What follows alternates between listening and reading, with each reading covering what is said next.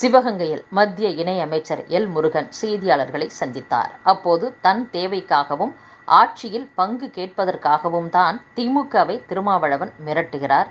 விடுதலை சிறுத்தைகள் கட்சி ஒட்டுமொத்த தலித்துகளின் கட்சி அல்ல. பாஜக மற்றும் பாமக பற்றி திருமாவளவன் பேசக்கூடாது. பழனியில் திமுக முருகன் மாநாடு நடத்த காரணமே பாஜகவிற்கு முருக பக்தர்களின் ஆதரவை பார்த்து பயந்துதான். இது திமுகவின் தேர்தல் அரசியலின் வெளிப்பாடு என்றும் எல் முருகன் பேசியுள்ளார்.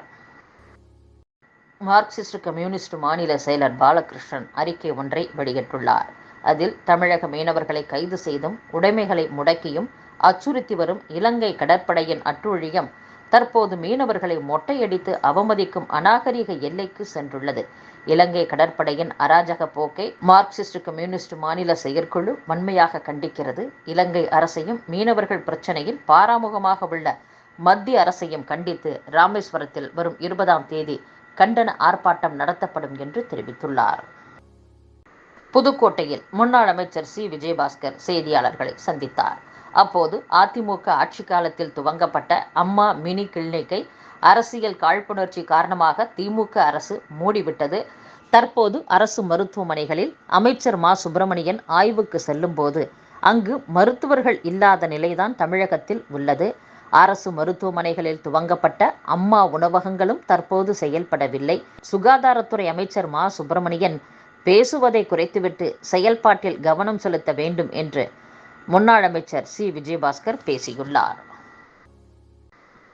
தென்மேற்கு பருவக்காற்று திசை மாறியதால் தமிழகத்தில் சமவெளி பகுதிகளில் 105 டிகிரி ஃபாரன்ஹீட் அதாவது 40 டிகிரி செல்சியஸுக்கு மேல் வெயில் அதிகரிக்கலாம் என்று சென்னை வானிலை ஆய்வு மையம் தெரிவித்துள்ளது.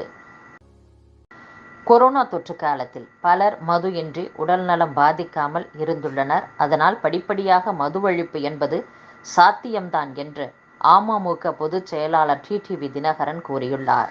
அத்துடன் வரும் 2026 சட்டசபை தேர்தலில் தேசிய ஜனநாயக கூட்டணிக்குள் புதிய கட்சிகள் வருவதற்கு வாய்ப்புகள் அதிகம் உள்ளன.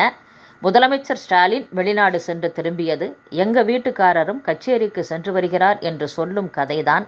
அமெரிக்கா சென்று வந்துள்ள முதலமைச்சர் ஸ்டாலின் போட்ட ஒப்பந்தங்கள் அனைத்தும் காகிதத்தில் மட்டும்தான் உள்ளன. வேறு எந்த தகவலும் இல்லை. எடப்பாடி பழனிசாமி தலைமையில் நடந்த ஆட்சிதான் தமிழகத்தில் மோசமாக இருந்தது. ஆனால் பழனிசாமியின் 4 ஆண்டு ஆட்சியை விட தற்போதைய திமுக ஆட்சி மிக மோசமாக உள்ளது. திமுக ஆட்சி விளம்பரத்தால் மட்டுமே இயங்குகிறது.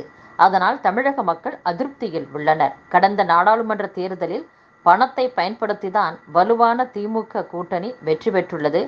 திமுகவின் பி டீமாகத்தான் எடப்பாடி பழனிசாமி உள்ளார் என்றும் பிரபலமடையும் நோக்கில்தான் நாம் தமிழர் கட்சி தலைமை ஒருங்கிணைப்பாளர் சீமான் எதிர்மறையான கருத்துக்களை பேசுகிறார் என்றும் டிடிவி தினகரன் கூறியுள்ளார். பாமக தலைவர் டாக்டர் அன்புமணி ராமதாஸ் செய்தியாளர்களை சந்தித்தார். அப்போது தமிழகத்தில் மதுவிலக்குத்துறை அமைச்சர் மதுக்கடைகளை உடனடியாக மூடினால் தமிழகத்தின் சூழல் மிக மோசமாகிவிடும் என தமிழக மக்களை கொச்சைப்படுத்தி பேசியுள்ளார். திராவிட மாடல் என்பது தமிழக இளைஞர்கள் மது இல்லாமல் இருக்க முடியாத நிலையை கொண்டு வந்துள்ளது. முதலமைச்சர் எதிர்க்கட்சி தலைவராக இருந்தபோது ஆட்சிக்கு வந்ததும் முதல் கையெழுத்து பூரண மதுவிலக்கு என்றார். இன்று அது குறித்து ஒரு வார்த்தை கூட பேச மறுக்கிறார். மது இல்லாமல் ஆட்சி செய்ய முடியாதா? இதைவிட கேவலம் வேறு என்ன?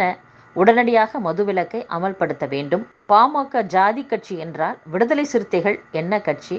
பாமக சமூக நீதிக்காக துவங்கப்பட்ட கட்சி. கடந்த 37 ஆண்டுகளாக டாக்டர் ராமதாஸ் 6 இடஒதுக்கீடுகளை பெற்று தந்துள்ளார். பாமகவை திருமாவளவன் இழிவுபடுத்தி வருகிறார். எங்களாலும் தரக்குறைவாக பேச முடியும். மது ஒழிப்பு மாநாட்டை யார் நடத்தினாலும் ஆதரிப்போம். ஏனெனில் மது ஒழிப்பு எங்கள் கொள்கை. மது ஒழிப்பில் நாங்கள் PhD படித்துள்ளோம். திருமாவளவன் LKGயை இப்போதுதான் துவக்கியுள்ளார். கள்ளக்குறிச்சி கள்ளச்சாராய மரணத்திற்கு பின் மதுவின் பாதிப்பு திருமாவளவனுக்கு தெரிந்துள்ளது. நாங்கள் முன்பே தெரிந்து வலியுறுத்தி வருகிறோம். மது ஆலை அதிபர்களான TR பாலு, ஜெகத் ரட்சகன் ஆகியோருக்கு திருமாவளவன் ஏன் தேர்தல் பிரச்சாரம் செய்தார்? அவர்கள் இருவரும் டாஸ்மாக் நிறுவனத்திற்கு 40% மது சப்ளை செய்கின்றனர் என்றும் அன்புமணி ராமதாஸ் பேசியுள்ளார். சத்தீஸ்கர் மாநிலத்தில் சூனியக்காரர்கள் என்று குற்றம் சாட்டி 3 பெண்கள் உட்பட 5 பேரை கிராம மக்கள் அடித்து கொன்ற சம்பவம் பெரும் அதிர்ச்சியை ஏற்படுத்தியுள்ளது. கனடாவின் பிரிட்டிஷ் கொலம்பியாவில் சக்தி வாய்ந்த நிலநடுக்கம் ஏற்பட்டுள்ளது. இந்த நிலநடுக்கம் ரிக்டர் அளவில் 6.5 பதிவாகியுள்ளது. போர்ட் மெக்னில் கடலோர பகுதிகளில் ஏற்பட்ட இந்த நிலநடுக்கத்தால் அங்குள்ள கட்டடங்கள் குலுங்கின. இதனால் மக்கள் பீதியடைந்தனர். நிலநடுக்கத்தை தொடர்ந்து சுனாமி எச்சரிக்கை எதுவும் விடுக்கப்படவில்லை. கிழக்கு சீனாவின் கடற்கரை பகுதியில் இருந்து சில கிலோமீட்டர்கள் தொலைவில் பெபின்கா சூறாவளி மையம் கொண்டுள்ளது. இதனால் ஷாங்காய் நகரில் உள்ள விமான நிலையங்களில் 100க்கும் மேற்பட்ட விமானங்கள் ரத்து செய்யப்பட்டுள்ளன. பிரான்சில் இருந்து படகு மூலம் சட்டவிரோதமாக இங்கிலாந்துக்குள் நுழைய முயன்ற 8 பேர் கடலில் மூழ்கி உயிரிழந்துள்ளனர். நைஜீரியாவில் படகு கவிழ்ந்து ஏற்பட்ட விபத்தில் விவசாயிகள் 64 பேர் உயிரிழந்துள்ளனர். 70க்கும் மேற்பட்ட விவசாயிகளை ஏற்றிச் சென்ற மரப்படகு ஆற்றில் கவிழ்ந்து விபத்துக்குள்ளானது.